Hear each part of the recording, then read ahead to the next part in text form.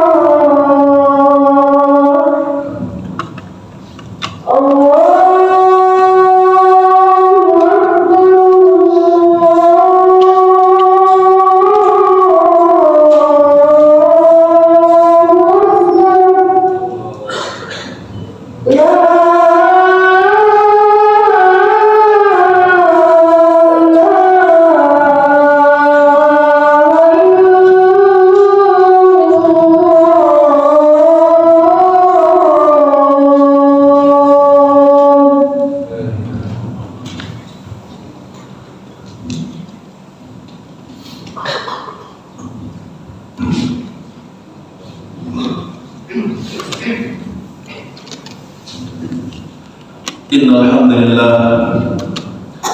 hamdalillah nahmaduhu wa nasta'inuhu wa nastaghfiruh wa na'udzu billahi min shururi anfusina wa min sayyiati a'malina. May yahdihillahu fala mudilla lahu wa may yudlil fala hadiya lahu. Wa asyhadu an la ilaha illallah wahdahu la syarika lahu wa asyhadu anna Muhammadan 'abduhu wa rasuluh. Faqad qala Allah ta'ala fil Qur'anil 'azim: Ya ayyuhalladzina amanu taqullaha haqqa tuqatih wa la tamutunna illa wa antum muslimun. Ya ayyuhan nasu ittaqu rabbakum alladzi khalaqakum min nafsin wahidah wa khalaqa minha zawjaha wa batha minhuma rijalan katsiran wa nisaa'a wattaqullaha alladzi tasaaluna bihi wal arham innallaha kana 'alaykum raqiba. Amma ba'du, فإن أصدق الحديث كتاب الله وخير الهدي هدي محمد صلى الله عليه وسلم وشر الأمور محدثاتها فإن كل محدثات في الدين بدعة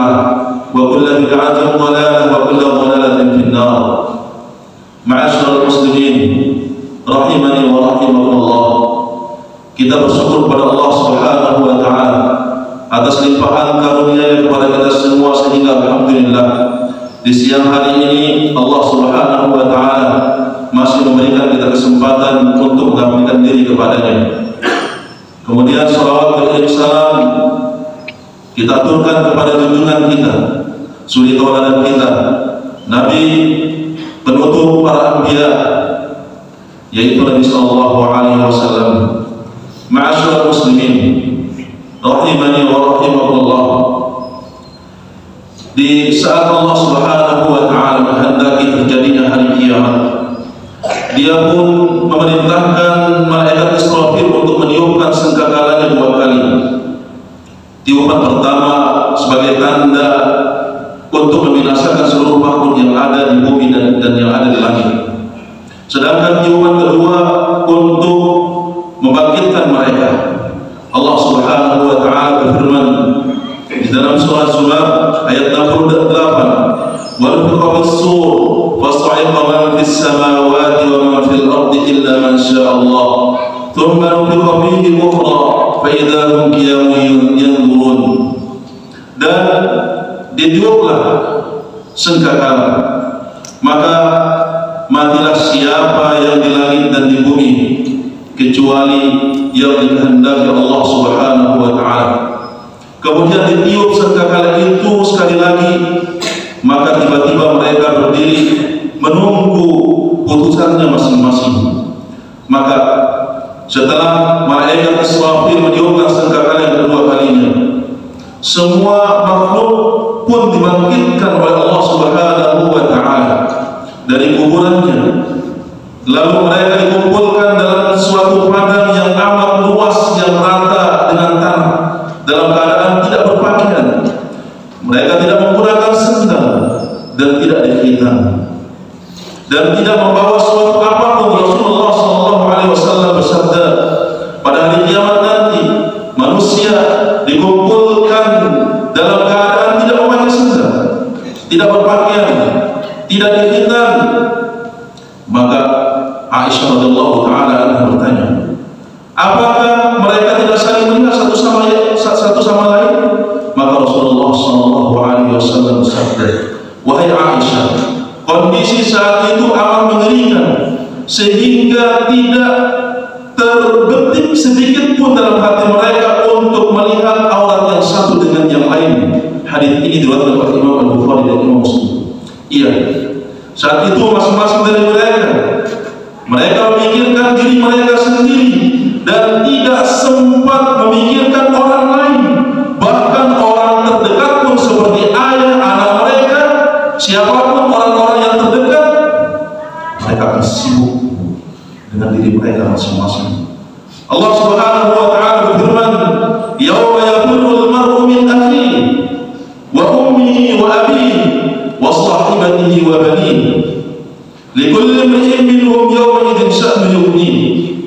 Pada hari itu manusia lari dari saudaranya, lari dari bapa dan ibunya, dan istri dan anak-anaknya. Setiap orang dari mereka pada hari itu mempunyai urusan yang sangat menyibukkan.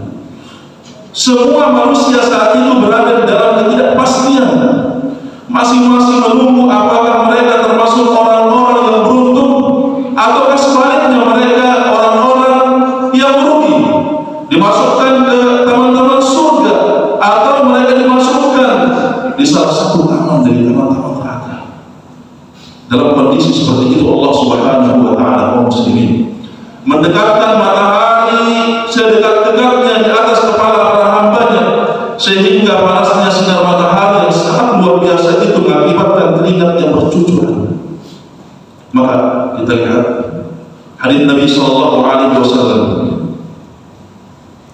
Rasulullah sallallahu alaihi wasallam bersabda, "Sab'atun yudhilluhumullahu bi dhillihi yawma la illa dhilluhu, al-imam al-'adil wa syabun nasha'a fi 'ibadatillah wa rajulun qalbuhu mu'allaqun fil masajid wa rajulani tahabba fillahi ijtama'a 'alayhi wa tafarraqa 'alayhi wa rajulun da'athu imra'atun dhatu mansibin wa jamalin faqala inni akhafu Allah wa rajulun tasaddaqa bi sadaqatin fa akhfaha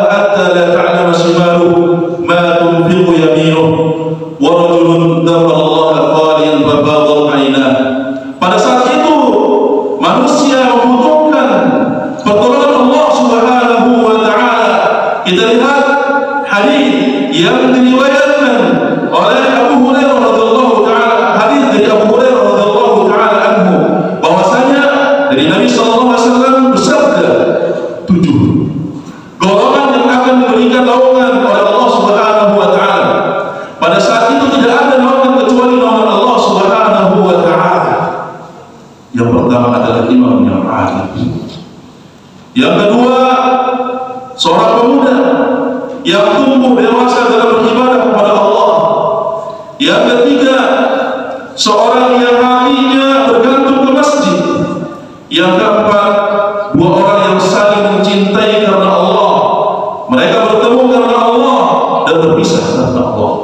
Yang kelima, seorang laki-laki yang diajak berzina oleh perempuan yang memiliki nasab dan cantik. Kemudian dia mengatakan, inni akhafullah, sungguh aku takut kepada Allah. Kemudian yang keenam, seseorang yang bersedekah dengan satu sedekah, lalu dia menyembunyikannya sehingga tangan kirinya tidak tahu apa yang diinfakkan oleh tangan kanannya. Kemudian yang ketujuh adalah seorang yang berpikir kepada Allah Subhanahu wa taala dalam keadaan sepi, lalu dia meneteskan air matanya. Hadis ini diriwayatkan oleh Imam Al-Bukhari dan Imam Muslim. Ma'asyiral muslimin rahimani wa rahimakumullah. Pada saat itu kita membutuhkan pertolongan Allah Subhanahu wa taala. Yang pertama, yang akan mendapatkan naungan pada saat itu tidak ada naungan kecuali naungan Allah Subhanahu wa taala adalah pemimpin yang adil. Pemimpin yang bersikap adil dalam hal amanah. Dia benar-benar mengembannya dengan baik. Mereka tidak melampaui batas dan tidak meremehkan. Keadilannya tidak beralih kepada harta dan tidak beralih kepada kesenangan duniawi semata. Itulah pemimpin yang akan mendapatkan naungan. Pada saat itu tidak ada naungan kecuali naungan Allah Subhanahu wa taala. Kemudian yang kedua adalah pemuda yang tumbuh dalam ketaatan kepada Allah Subhanahu wa taala. Kenapa jemaah disebut dengan pemuda? Karena pemuda asalnya nafsunya begitu tinggi terhadap dunia dan kemewahannya, dan mereka lalai dari kehidupan akhirat.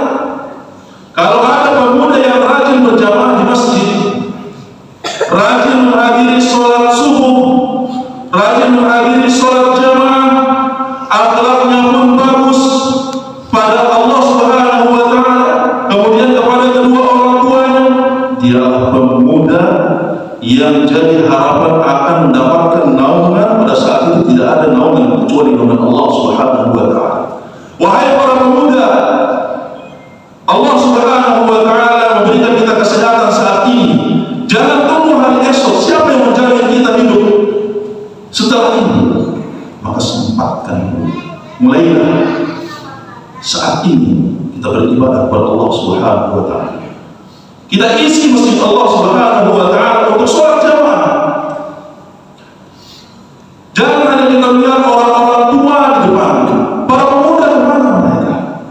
Mana tanggung jawab kita sebagai orang tua yang nanti kita akan dimintai pertanggungjawaban di hadapan Allah Subhanahu wa taala.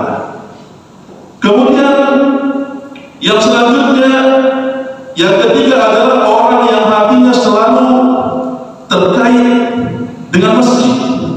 Yang dimaksud di sini adalah laki-laki, karena wanita lebih banyak tempatnya di rumah. Sampai pun untuk sholat 5 waktu, wanita lebih utama mengerjakan sholat di rumahnya. Sedangkan laki-laki tempat sholatnya di masjid. Laki-laki yang hatinya terkait dengan masjid adalah yang bisa menunggu sholat setelah sholat. Misalnya dia menunggu waktu sholat maghrib sampai isya, atau dia menghadiri kajian-kajian, dan yang lainnya dia baca Quran Karim, mempelajari hadis-hadis Nabi Sallallahu Alaihi Wasallam dan yang lainnya. Dan mereka itulah yang akan mendapatkan naungan. Pada saat itu tidak ada naungan kecuali naungan Allah Subhanahu wa taala. Kemudian yang keempat adalah 2 orang yang saling mencintai.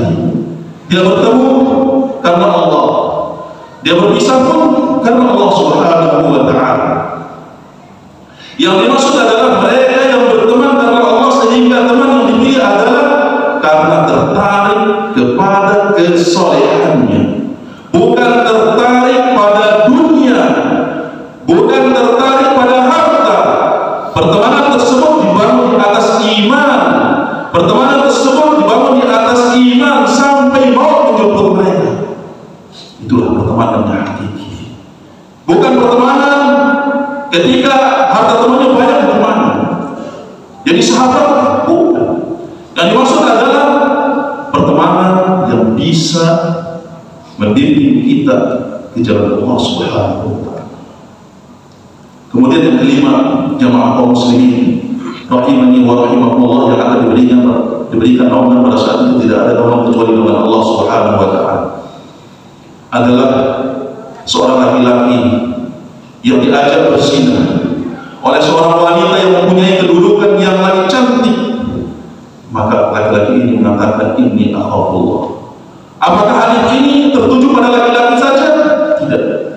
Kepada perempuan pun, ketika ada laki-laki yang mengajak dia berzina, laki-laki ganteng yang memiliki kedudukan, kemudian dia mengatakan, inni akhafullah, sungguh aku takut kepada Allah Subhanahu wa Ta'ala, maka orang tersebut akan diberikan naungan. Pada saat itu tidak ada naungan kecuali naungan Allah Subhanahu wa Ta'ala. Aqulu qouli hadza wa astaghfirullah li wa lakum innahu huwal ghafurur rahim.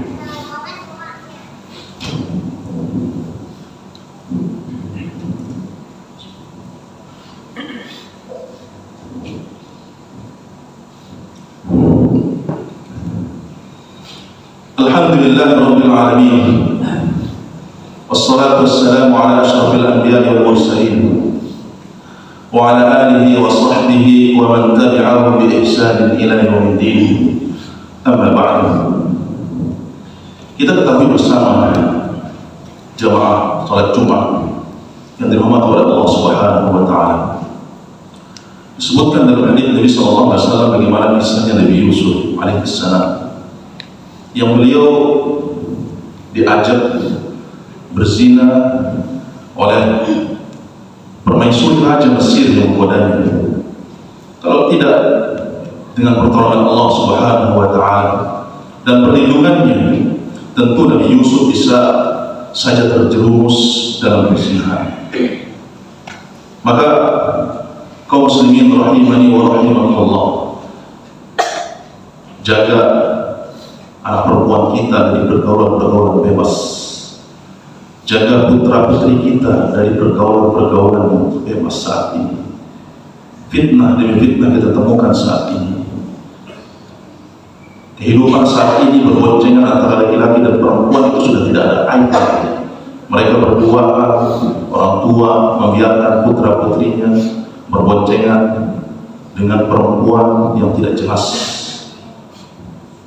dengan laki-laki diberikan anak gadisnya berboncengan dengan laki-laki yang bukan mahram. Dan sekarang itu menjadi kebanggaan bagi orang tua.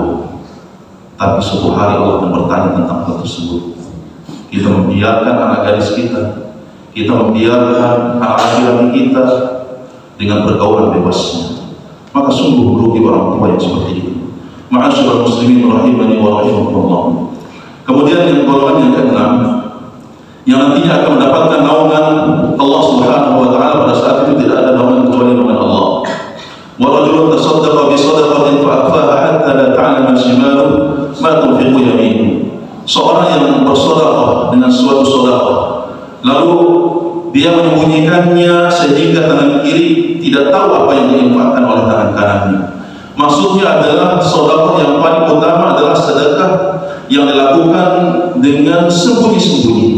Lihatlah ibarat yang dinyatakan oleh Nabi Sallallahu Alaihi Wasallam.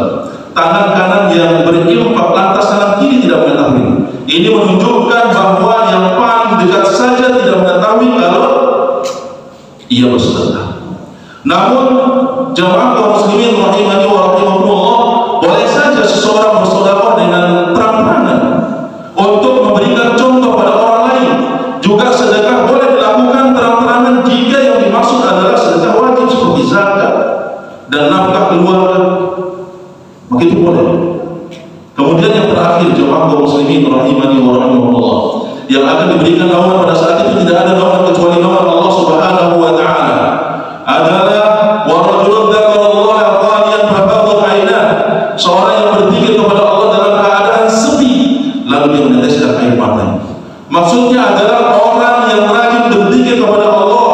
dengan benar-benar menghayati, sehingga terkadang air matanya menetes ketika menyendiri karena takut kepada Allah Subhanahu wa Ta'ala.